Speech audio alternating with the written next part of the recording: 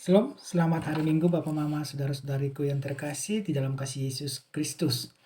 Kita akan membaca dan merenungkan firman Tuhan yang terambil di dalam kitab Ulangan pasal 16 ayat 18 hingga ayat yang ke-20. Sebelum kita membaca dan merenungkan firman Tuhan, marilah kita mohon kasih karunia Tuhan sehingga apa yang kita baca, kita renungkan bermanfaat di dalam diri kita masing-masing. Mari kita berdoa. Ya Tuhan Allah Bapa kami di dalam surga, kami anak-anak-Mu datang padamu Tuhan, memohon petunjuk dan juga hikmat pengertian-Mu terhadap diri kami. Karena sebentar lagi kami akan membaca dan merenungkan firman-Mu.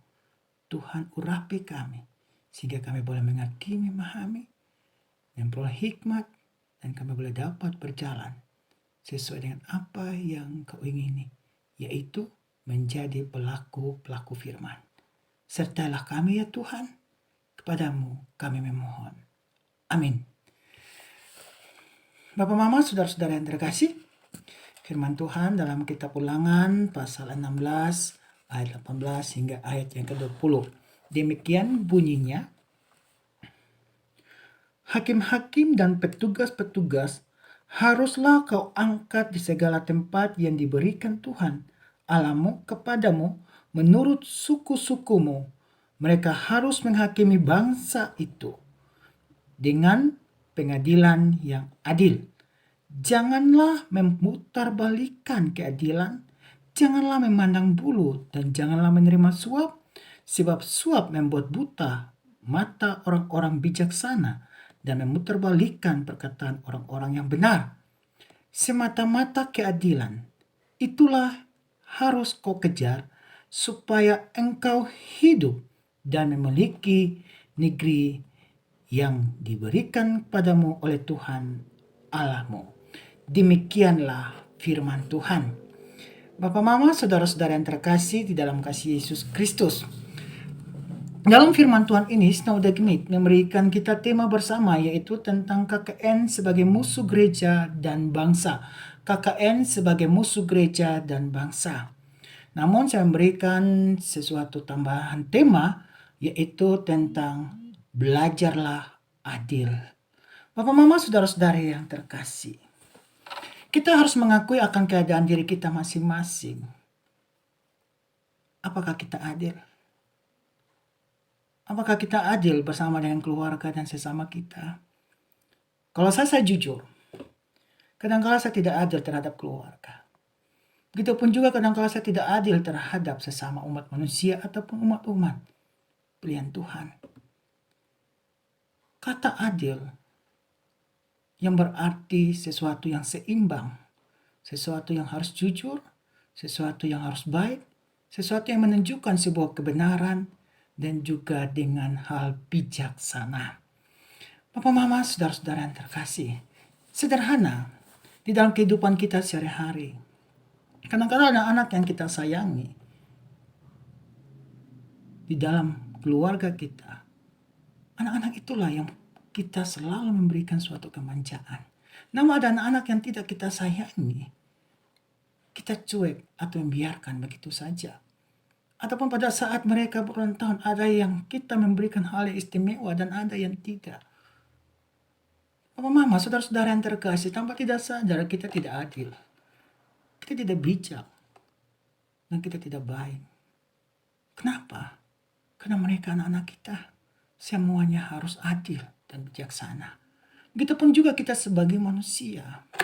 Kadang-kadang kita selalu pilih kasih orang mana yang dekat dengan kita, ataupun juga dengan pilih kasih orang mana yang betul-betul patut kita berikan.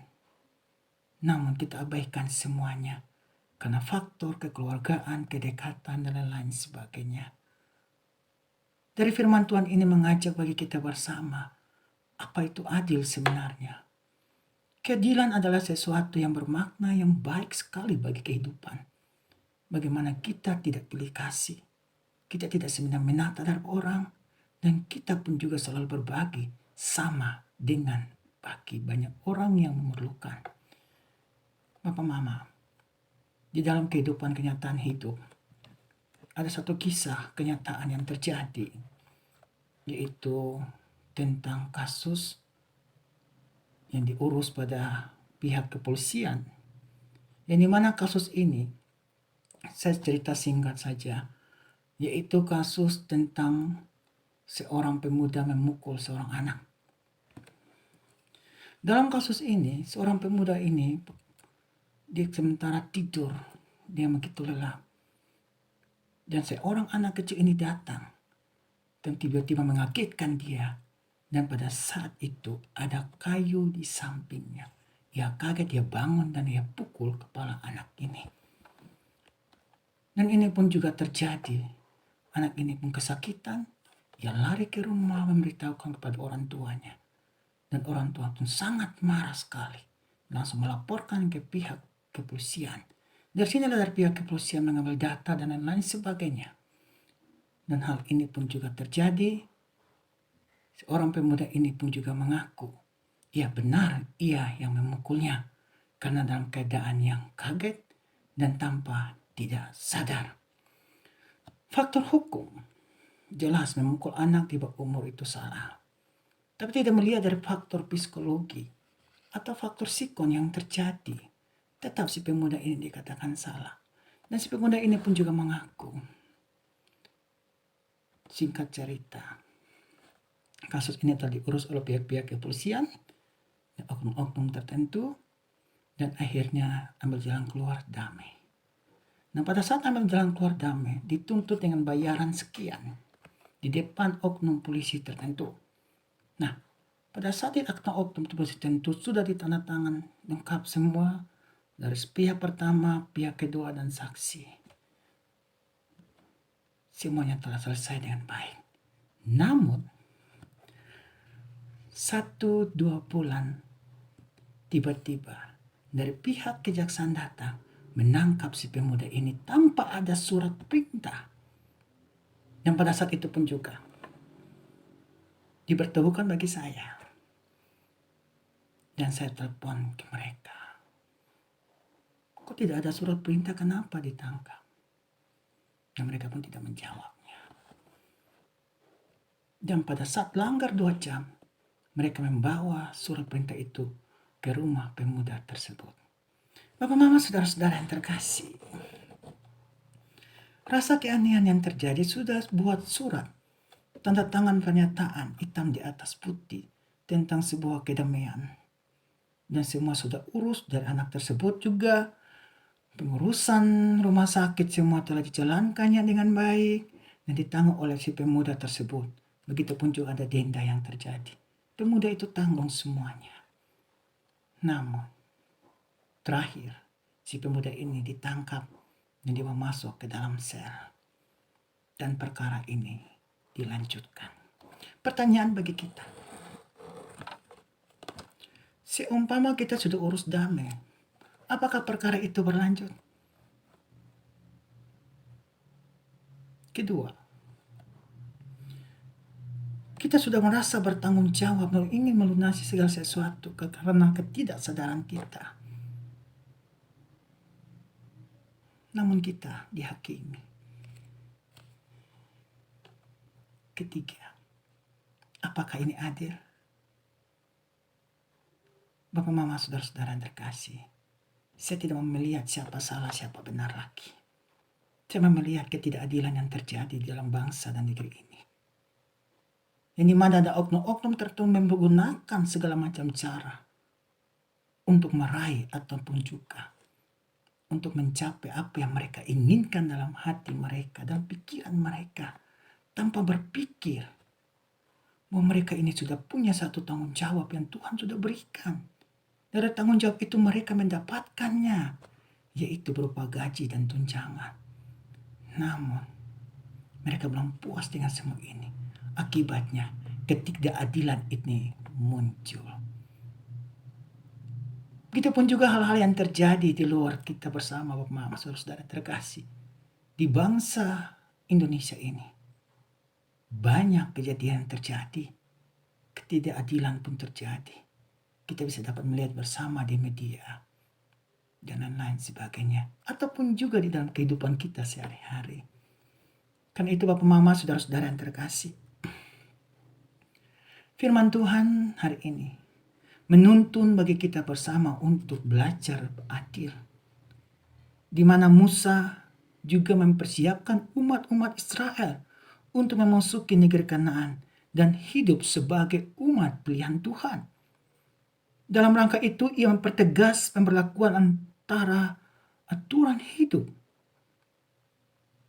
dan juga untuk mengangkat orang-orang khusus untuk mengawasi pelaksanaan aturan dan mengadili umat dengan sebuah keadilan. Di dalam nas ini pun juga menegaskan tentang nilai-nilai keadilan, kebenaran, dan kejujuran sebagai fondasi kehidupan bergereja dan berbangsa. Bapak, Mama, saudara-saudariku yang terkasih, kita diajak bersama. Marilah sebagai umat pilihan Tuhan dan sebagai hidup orang Kristen, berusahalah untuk adil. Jangan sampai kita jatuh di dalam cobaan ini karena keinginan daging kita, karena hasrat kita, karena pilih kasih kita. Tanpa tidak sadar, kita sudah terjerumus masuk dengan orang-orang yang tidak adil. Yang dimana orang yang tidak adil ini pun juga adalah orang-orang yang tidak dikehendaki Tuhan. Berusahalah Bapak, Mama, saudara-saudara terkasih, kita bersama-sama saling mendoakan, saling menuntun, supaya keadilan benar-benar ada di dalam diri kita, di dalam keluarga kita, hidup bermasyarakat ataupun hidup bergereja, sehingga kita tidak jatuh lagi, melainkan kita benar-benar menjadi umat pilihan Tuhan yang Tuhan kehendaki, sehingga tujuan hidup kita esok lusa menjadi hidup yang kekal bersama Tuhan. Tuhan memberkati kita semua. Salam damai sejahtera dan salam sehat. Shalom.